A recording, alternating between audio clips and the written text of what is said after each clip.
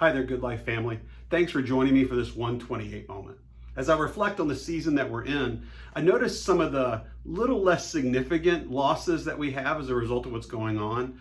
I miss live sports. It's exciting to have those, buzzer beaters happen and to wait for those bottom of the ninth heroics. And we enjoy living vicariously through how athletes deal with the unexpected.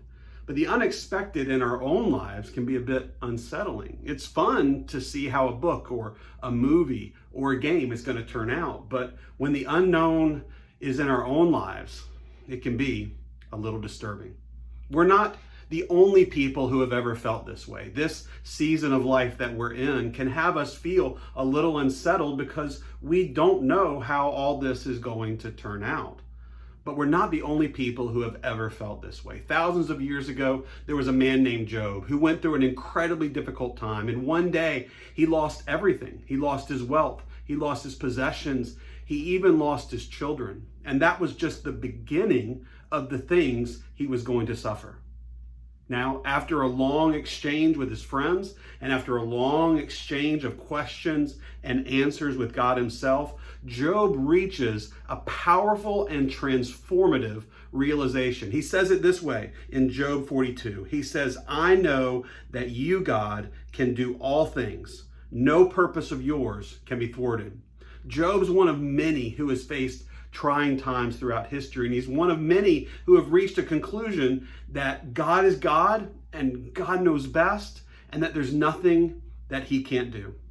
A.W. Pink was an English Bible teacher who lived through 2 world wars, facing a lot of unknown, facing a lot of unexpected, facing very turbulent times. And as he did that, he put his reaction this way. He said, "Without a doubt, a world crisis is at hand, and everywhere men are alarmed. But God is not. He's never taken by surprise. There is no unexpected emergency which now confronts him, for he is the one that works all things according to his own will." What a powerful thought for our times, that God is not surprised by anything, that there are no emergency meetings in heaven to try and respond to what's happening here on earth, because God is not shocked by anything in the world that he has created, in the universe that he holds in the palm of his hand. When I was a child, I would get in the car and never worry about whether my parents could get me where they wanted to go. I didn't question the route we were going to take. I didn't question whether I was going to be safe. I got in the car and I trusted my parents to get me where they intended for me to go. And in the same way, in these uncertain and unexpected times, we can trust that the will of our Father is never going to be thwarted, that nothing is impossible for him, and he's going to get us where he plans for us to go. So in these uncertain times, let me leave you with the thought that you can take comfort, you can climb in the back seat and trust that your Heavenly Father is going to get you where you need to go, and that nothing that he has planned for you can be thwarted.